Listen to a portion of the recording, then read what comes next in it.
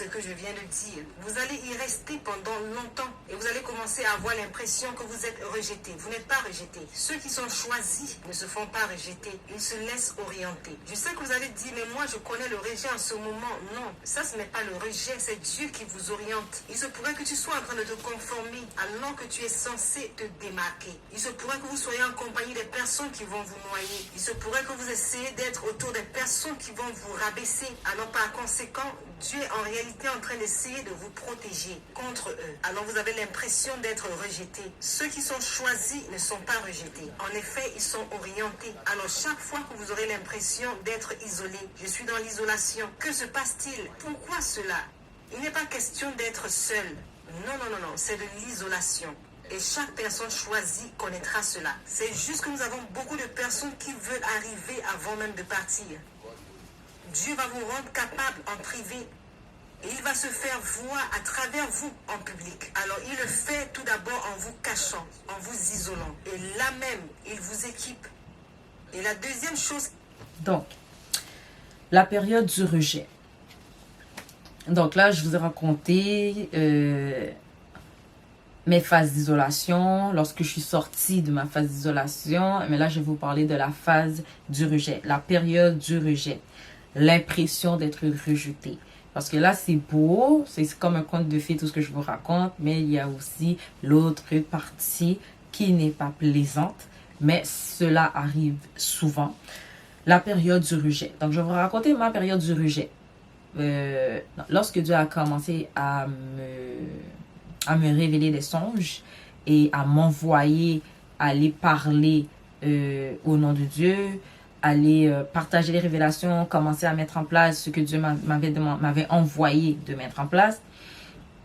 Je tiens à préciser que bon, c'était pas rose, c'était pas tout beau, c'est pas tout le monde qui m'a reçu et c'est pas tout le monde qui comprenait ce que je disais, qui était d'accord avec ce que je disais et qui voulait mettre en place ce que Dieu avait demandé de mettre en place. Parce qu'on tombe aussi sur ce genre de personnes.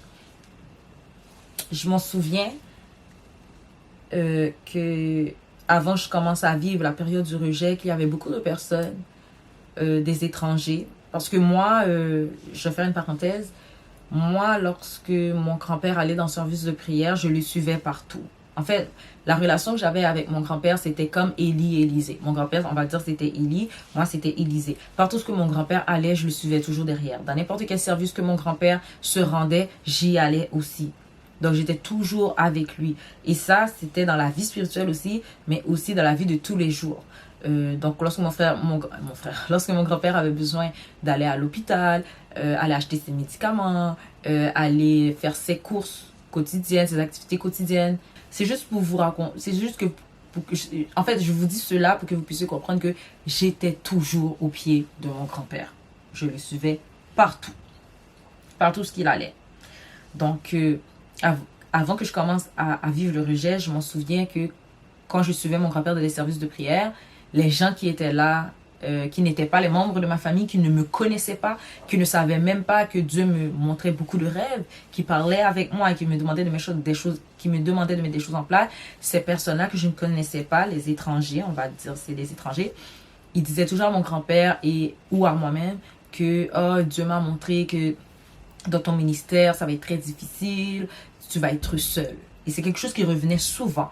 Les gens me disaient souvent, tu vas être seule, tu seras incomprise, on va pas comprendre ce que tu dis, on va pas t'apprécier.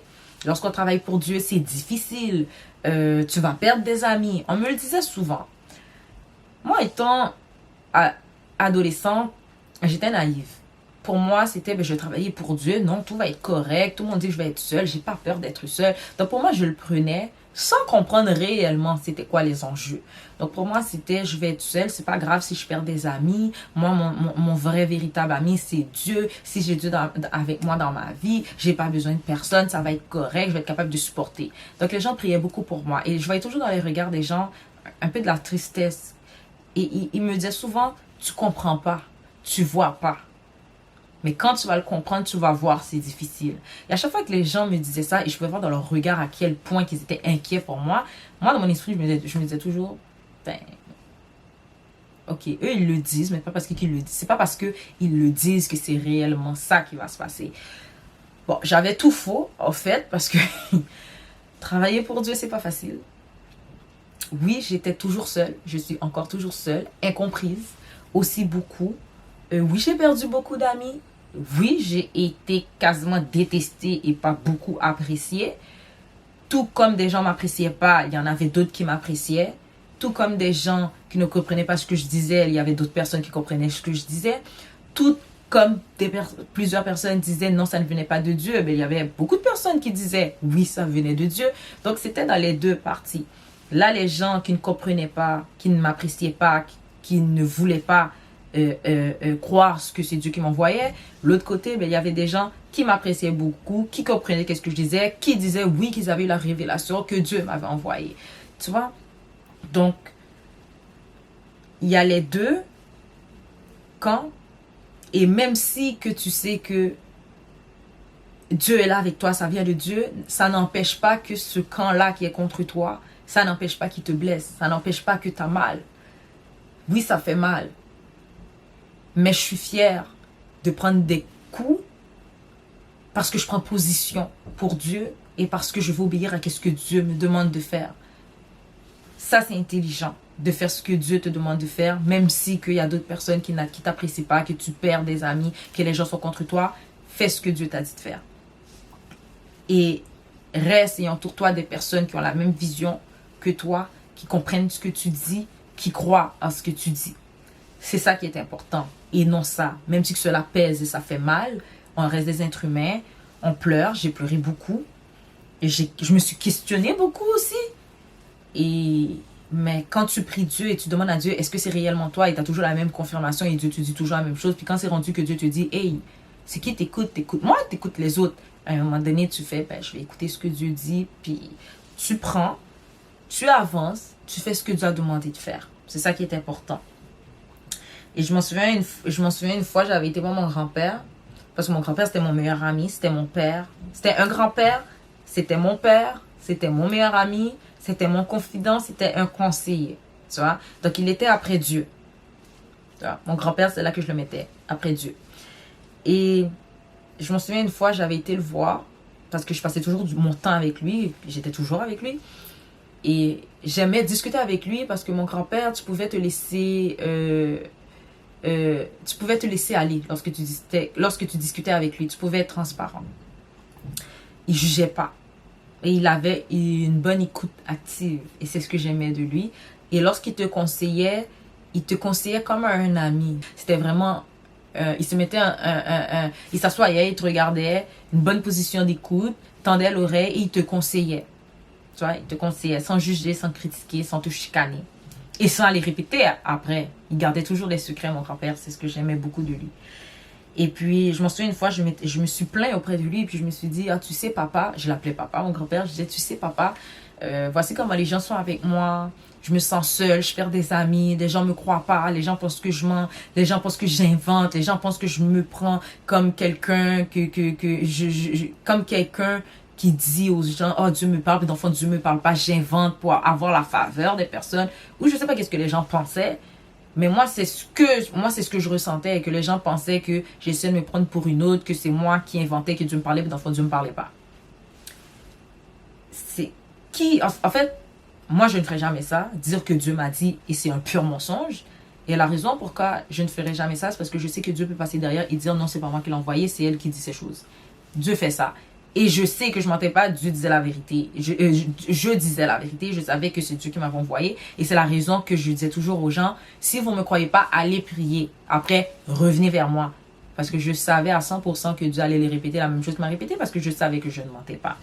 Et je m'en souviens, mon grand-père me disait, tu sais Wendy, lorsque tu travailles pour Dieu et lorsque Dieu te choisit pour faire quelque chose, il faut que tu apprennes à être seul, parce que tu seras seul et ça va être difficile, parce que les gens ne comprendront pas ce que tu vas dire. Les gens, ils vont pas croire à ce que tu vas dire. Les gens vont pas comprendre ta position. Les gens ne comprendront pas ton langage. Ils comprendront pas tes rêves. Ils comprendront pas ce que tu essaierais de mettre en place, que tu voudrais mettre en place parce que Dieu te l'a demandé.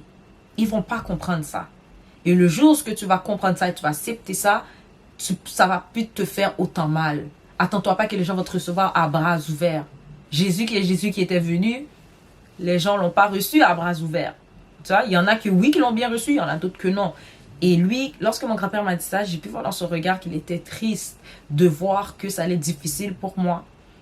Mais quand j'étais adolescente, j'avais pas compris ce regard. Mais aujourd'hui, quand je suis dans le ministère et je vois comment c'est difficile, je me rends compte que... Mais je me rends compte pourquoi mon grand-père m'avait donné ce regard. Et j'ai compris que peut-être c'est parce qu'il avait passé par là aussi. Parce que mon grand-père était un homme de Dieu. Donc il a sûrement eu des hauts et des bas aussi dans sa marche avec Dieu. On a tous des hauts et des bas dans notre marche avec Dieu. Donc ma période de rejet, c'était cela. Ma période de rejet, c'était que les gens ne croyaient pas ce que je disais. Les gens parlaient derrière mon dos, je le savais. Les gens disaient que c'est pas Dieu qui m'avait envoyé. Les gens disaient que c'est moi qui racontais mes choses. Donc, c'est quasiment comme si j'étais folle, que j'inventais les choses. Les gens disaient que ça ne venait pas de Dieu, alors que qu'est-ce que je disais était biblique. Donc, à un moment donné, je me disais, bon, c'est biblique. Et il y a des choses cachées que Dieu me révélait qui n'étaient pas dans la Bible. J'avais la confirmation par des pasteurs, j'avais la confirmation par des étrangers, des membres, des personnes qui faisaient même partie de ma famille, qui avaient les mêmes révélations que moi. Et quelques personnes de ma famille qui avaient les mêmes révélations que moi. Donc, à un moment donné, je me suis dit, bon, je peux pas être folle. Si c'est rendu qu'il y a des personnes qui font pas partie de ma famille qui ont les mêmes révélations que moi, que des gens qui sont alentour de moi ont les mêmes révélations que moi, ça devient un peu bizarre que c'est moi qui invente mes choses. Et puis, j'ai commencé à prier, demander à Dieu, mais va parler aux gens aussi. Va parler avec eux pour qu'eux aussi puissent avoir la révélation. Comme ça, s'ils ont leur propre révélation, ils vont voir qu'est-ce que je dis. C'est pas un mensonge, c'est pas moi qui invente, ça vient réellement de toi. Et puis Dieu a commencé à faire ça aussi. Mais ma période de rejet, c'est comme ça que je me sentais seule, incomprise, difficile. Je pleurais beaucoup, je pensais que les gens m'appréciaient pas. Je pensais que les gens ne m'aimaient pas. Je pensais que les gens me prenaient pour une folle parce que c'est ce que les gens me faisaient ressentir. C'est ce que je voyais de mes yeux. Et c'était ma perception à moi des choses aussi. Donc, les gens me discréditaient aussi. Ils m'ont discrédité. Ils ont minimisé ce que je faisais beaucoup. Du monde a arrêté de me parler sans raison. Les gens se sont mis à me supprimer des réseaux sociaux sans raison. Les gens avaient une perception de moi parce que d'autres parlaient mal de moi, j'imagine. Des gens avec qui j'avais pas de conflit, tout d'un coup arrêtaient de me parler. Donc, c'était ma période de rejet. Très difficile. Et cette période de rejet, ça revient. En fait, moi, j'ai remarqué, à chaque fois que Dieu veut monter d'un autre niveau avec moi, je passe toujours par une phase d'isolation. Et dans la phase d'isolation, il y a la phase de rejet. Et quand je sors d'isolation, je ressors changée, plus forte spirituellement, plus mûre spirituellement, avec d'autres capacités, d'autres aptitudes et une meilleure compréhension des choses. Plus forte psychologiquement, émotionnellement et physiquement. Donc, dans ma période de rejet, c'est comme ça que je me sentais. Je me sentais haïe, pas appréciée par les hommes, parce que Dieu s'adressait à moi et me demandait de faire certaines choses et de mettre en place certaines choses. Et souvent, ça arrivait aussi qu'on ne me prenait pas au sérieux. Et parce que je ne correspondais pas à l'image que certaines personnes avaient de moi. Bon, moi, je suis une fille, les gens disent que je suis très coquette. J'aime m'habiller bien. J'aime être bien, j'aime me maquiller, j'aime mettre des faux ongles. Mais parfois, dans la communauté chrétienne, un chrétien, il ne doit pas trop faire ses ongles, il ne doit pas mettre des faux cheveux, il ne doit pas trop se maquiller, il doit s'habiller d'une certaine manière. Et moi, à cause que je ne ressemblais pas aux critères d'une personne chrétienne, de certaines personnes, à cause que je ne ressemblais pas à leurs critères, parce que des fois, il y a des gens, pour eux, être chrétien, tu dois ressembler à telle façon, telle chose. Et si tu ne ressembles pas à leurs critères, tu n'es pas chrétienne. Il y a des gens comme ça. Et moi, j'ai été victime de cela. Et c'est pour ça que je vous encourage vraiment de ne pas juger ni critiquer les jeunes. Même si vous les voyez s'habiller d'une certaine manière, parler, avoir un certain langage, avoir des cheveux, acceptez-les tels qu'ils sont, donnez-leur l'évangile, priez pour eux et soyez patients envers eux. Ils vont finir par changer. Dieu va faire le changement. Ne les forcez pas à changer. Ne les forcez pas parce que... Salut les amis, bon, j'ai eu quelques difficultés avec la suite de la vidéo, donc je n'aurai pas le choix de le faire à l'audio. Donc je vous ai mis une belle image de moi, hein, par la grâce de Dieu. Donc je vais continuer. Donc j'étais rendue à l'étape où ce que je disais, ne critiquez pas les gens à cause de comment ils s'habillent. Ne jugez pas sur l'apparence. C'est ça que je disais. Ne jugez pas sur l'apparence. Ne regardez pas aussi sur l'apparence. Donc, ne jugez pas, car seul Dieu connaît le cœur des gens. Et malheureusement, comme je l'expliquais, moi, j'ai été victime de ça. Donc, si pour eux, je ne suis pas spirituelle, ça veut dire que j'entretiens pas ma relation avec Dieu. Et si j'entretiens pas ma relation avec Dieu, c'est ça, une relation avec Dieu, ça veut dire que Dieu ne peut pas me parler. Ce qui est totalement faux. Dieu parle à qui il veut. Dieu choisit les personnes qu'il veut. Et Dieu fait ce qu'il veut. C'est Dieu qui choisit, c'est Dieu qui décide et Dieu ne fait pas d'erreur. Donc, il ne faut pas oublier que l'habit ne fait pas le moine. On peut le voir dans 1 Samuel 16, verset 7. 1 Samuel 16, verset 7, qui dit « L'Éternel ne considère pas ce que l'homme considère. L'homme regarde à ce qui frappe les yeux, mais l'Éternel regarde au cœur. » Donc, ça, j'ai remarqué, ça arrive souvent. Mais ça, je crois que c'est tout homme qui a tendance, quand on voit une personne, à automatiquement critiquer, juger. C'est inconscient. Il faudrait juste faire un peu attention à ça. Parce que des fois, on veut voir une personne, puis on se dit, ah ben la personne projette ça, donc automatiquement la personne est comme ça. Mais si tu ne fréquentes pas la personne, tu ne sais pas lire dans le cœur de la personne, dans la pensée de la personne, tu peux te tromper.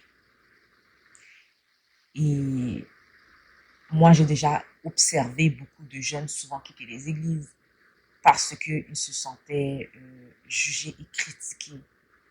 Mais il faut accepter tout le monde, tu vois. Il faut accepter tout le monde comme ils sont, prier pour eux, parler avec eux, prendre patience. Puis la personne va finir par changer par elle-même. Dieu va faire le changement. En fait, c'est Dieu qui va former la personne. C'est Dieu qui va instruire, enseigner la personne. C'est Dieu qui va réveiller la personne. C'est Dieu qui va préparer, façonner la personne comme Dieu veut, comment la personne soit. Et à un moment donné, la personne va faire la transition. Il y a un processus. Il y a un temps d'adaptation aussi. Puis il y a le résultat. Mais le résultat va être beau, tu vois. Parce que c'est Dieu qui va former la personne, préparer la personne. Puis la personne va changer. Donc il faut accepter la personne. Il faut accepter les gens tels qu'ils sont. En essayant de faire des efforts. Donc fournissons des efforts. Pour ne pas juger et critiquer à cause que nos yeux voient quelque chose ou à cause qu'on a entendu quelque chose. Mais souvent, des fois, on entend des choses qu'on entend, si ça ne vient pas de Dieu, ça peut être un mensonge. Donc, il faut faire attention avec ça aussi. De ne pas se laisser prendre dans le piège du diable et à cause qu'on a entendu ça, ce qu'on m'a dit, oui, c'est ça, c'est ça, c'est ça. Il y a des gens qui sont très forts pour coller des étiquettes puis faire un mensonge sur une autre personne. Et le mensonge est fabriqué à ce que ça ressemble réellement à la personne. Et alors que quand tu entends la version des deux, ou que tu vas prier, tu te rends compte que ce que la personne m'a dit, mais qu'est-ce que Dieu m'a montré, c'est pas la même chose. Ou ce que la personne m'a dit, puis quand j'ai été chercher l'autre version, il y a quelque chose qui colle pas là, c'est pas la même chose. Donc, il faut vraiment faire beaucoup d'efforts dans ça. Et prier beaucoup. Parce que c'est Dieu qui révèle les vraies choses, la vérité, tout ce qui est caché, c'est Dieu qui révèle. Donc, il faut beaucoup prier et consulter Dieu aussi. Et Dieu va nous répondre. Donc, les gens nous jugent souvent par l'apparence ou parce qu'ils entendent quelque chose de toi qui a été raconté par d'autres. Donc, dans cette phase de rejet, voici ce que j'ai appris. Pour terminer, en fait, la phase du rejet. Donc, j'essaie de faire ça court le plus vite. J'essaye de me rappeler un peu c'est quoi que j'avais dit dans la vidéo puisque maintenant elle est illisible. Donc, je le fais à l'audio. Donc, dans cette phase de rejet, voici ce que j'ai appris. Dieu nous rend capables en privé il va se faire voir à travers vous en public. Donc, Dieu va vous cacher pour vous équiper, afin que vous soyez prêts à faire ce que Dieu attend de vous. Donc, dans cette phase de rejet, j'ai appris à obéir à Dieu, à avoir l'obéissance de Dieu et la crainte de Dieu. Et je souligne beaucoup la crainte de Dieu, l'obéissance à Dieu. Quand je dis il m'a appris, je parle de Dieu. Il m'a appris à ne pas avoir peur de ce que l'homme pense et de ce qu'ils ont à dire. Ça s'est fait. En fait, c'est un processus, ça s'est pas fait du jour au lendemain. Ça a pris du temps, mais ça s'est fait petit à petit. Donc, il m'a appris à ne pas avoir peur de ce que l'homme pense et de ce qu'ils ont à dire, mais plutôt de rester ferme sur la volonté de Dieu, prendre position pour la parole de Dieu et faire sa volonté contre vent, marée, montagne, adversité et autres. Et j'ai appris à poser des questions à Dieu sur les gens.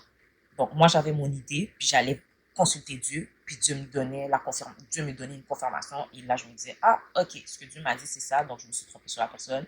Ou des fois, je pouvais avoir l'impression sur quelqu'un, puis quand j'allais prier, Dieu me confirmait, l'impression que tu as eue, c'est exactement ça. J'ai appris à me tourner vers Dieu lorsque je voulais avoir une information sur une personne. J'ai appris à me détacher de ce que les gens pouvaient penser de moi. Parce que quand tu fais le ministère de Dieu, tu travailles pour Dieu, les gens ont toujours quelque chose à dire, ils ont toujours une perception, ils ont toujours des pensées, ils ont toujours une manière de faire et d'être envers toi. Donc, ça prenait beaucoup de mon énergie parce que ça m'empêchait d'avancer. Donc, il y a beaucoup d'intimidation qui a été faite à cause de ce que les gens avaient à dire ou ce que les gens pensaient de moi. Donc, ça fait que tu es improductif, tu ne veux pas travailler et tu restes stagnant. Donc, tu fais du surplace, tu n'avances pas ou tu fais 2 pas en arrière. Tu vois? Donc, moi, j'ai appris à me détacher de ce que les gens pouvaient penser de moi et pouvaient dire de moi. Parce que c'est pas ça qui est important, en fait, qu'est-ce que les gens pensent de toi. Les gens ont le droit de penser ce qu'ils veulent de toi. Ils ont le droit de dire tout ce qu'ils veulent de toi. Là. Ils ont le droit. Toi, c'est ta responsabilité de te dire, est-ce que tu as laissé ça t'atteindre ou non? Tu prends note. S'il y a des changements à faire chez toi, on le fait. On fait des efforts. Mais si c'est la personne qui n'accepte pas ou qui ne respecte pas qu'est-ce que Dieu t'a demandé de mettre en place ou ce que Dieu t'a mis, il ne faut pas laisser ça t'empêcher d'avancer, de faire le travail de Dieu. Il faut toujours prendre position pour Dieu. Il faut toujours faire ce que Dieu nous demande de faire, même si c'est difficile, c'est pas facile. Ça ne se fait pas du jour au lendemain. Des fois, ça peut nous prendre beaucoup de temps pour faire ce que Dieu attend de nous. Mais il faut le faire, tu vois. Donc, j'ai appris à me détacher de ce que les gens pouvaient penser de moi afin d'avancer pour faire le travail de Dieu. Mais ça a été très, très, très difficile à faire. Je travaille encore là-dessus parce que je suis un être humain, j'ai des émotions, j'ai des sentiments. Donc, des fois, oui, ça fait mal. Mais on avance. On avance. Toute chose que tu fais, il faut toujours persévérer et avancer pour arriver au sommet parce que tu vas toujours rencontrer des obstacles. Et puis, si tu t'arrêtes à chaque obstacle, tu arriveras à un moment donné, peut-être jamais, au sommet. Donc, il faut avancer avec l'aide de Dieu, bien sûr. C'est de notre force. Notre persévérance et notre espoir aussi pour avancer. J'ai appris à ne pas craindre d'être seul lorsque je travaille pour Dieu en obéissance à la parole et à ses directives. Je l'avais parlé tantôt. Quand tu travailles pour Dieu, bon, je l'avais dit un peu plus haut dans la vidéo, un peu avant. Quand tu travailles pour Dieu, oui, tu vas te retrouver seul parce que c'est pas tout le monde qui va comprendre qu'est-ce que tu dis, les révélations que tu fais et qui va croire à ce que tu dis et qui va vouloir embarquer avec toi. Donc, toi, notre rôle, en fait, c'est pas craindre d'être seul. Dieu est là. Si c'est Dieu qui t'a appelé, si c'est Dieu qui t'a donné un travail, si c'est Dieu qui te parle réellement, Dieu, il est là avec toi. Si Dieu est avec toi, qui sera contre toi? Tu as déjà le feu vert. Dieu est avec toi. C'est Dieu qui t'a appelé. Donc, techniquement, il ne t'abandonne pas. Il ne va pas te laisser tout seul dans le travail. Il est là. Donc, tu as le Père, le Fils, le Saint-Esprit avec toi. Tu as tous les anges de Dieu qui te protègent. Dieu est là avec toi. Donc, il ne faut pas avoir crainte d'être seul. Même si on ne voit pas Dieu là de manière tangible, comme on voit nos parents, nos amis. Mais il est là. il est là. Dieu, il est là, il est présent. Et fais-le confiance. Il ne va pas te faire honte. Quand tu travailles pour Dieu, tu écoutes la voix de Dieu, Dieu ne te fera jamais honte. Donc, reste là. Qu'importe ce que les gens disent, ce que les gens pensent, c'est Dieu qui t'a envoyé. Reste là, fais ce que Dieu t'a demandé de faire. Dieu va confirmer tout ce que tu fais par des étrangers. Et c'est ça qui m'est arrivé. Beaucoup d'étrangers, pasteurs, diacres, des évangélistes, des prophètes, des gens alentour de nous, de moi, confirmaient par des révélations qu'est-ce que je disais et qu'est-ce que je faisais. Donc, c'est ça qui fait que j'ai pu être crédible. Parce que les gens, ils vont essayer de te discréditer aussi. Beaucoup. Mais c'est ça qui fait que je suis crédible. C'est ça qui fait que les gens ne pouvaient pas dire non. Et même si ils le disent, les faits sont les faits. Il y a du monde qui a eu la révélation. Tu vois? Et Dieu va te faire révéler. Dieu va révéler aux gens qui ont de certaines positions qui tu es, afin que ceux qui ne te croient pas puissent dire, mais si telle personne qui a telle position a fait la révélation, ben, ça doit être vrai. Et c'est ça que j'aime de Dieu. Dieu ne va pas t'abandonner, Dieu ne va pas te faire peur. Donc, n'ayez pas peur d'être seul. C'est pas facile. Je ne vous dis pas que c'est facile, hein, c'est pas facile. Mais n'ayez pas peur d'être seul.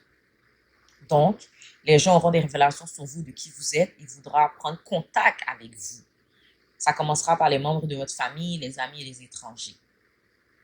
Donc, moi, ça a commencé par les étrangers, les amis, puis ensuite la famille. Donc, les gens vont vouloir prendre contact avec vous, vont vouloir chercher vos coordonnées, trouver vos coordonnées, discuter avec vous, travailler avec vous, parce qu'ils vont avoir la révélation, parce que Dieu va les révéler. Donc, pour clore la phase du rejet, c'est ne vous inquiétez pas. Dieu, il est là. Dieu ne vous abandonne pas. Faites confiance à Dieu. Prenez position pour Dieu. Obéissez à la parole de Dieu, même si c'est difficile, car Dieu, il est là avec vous.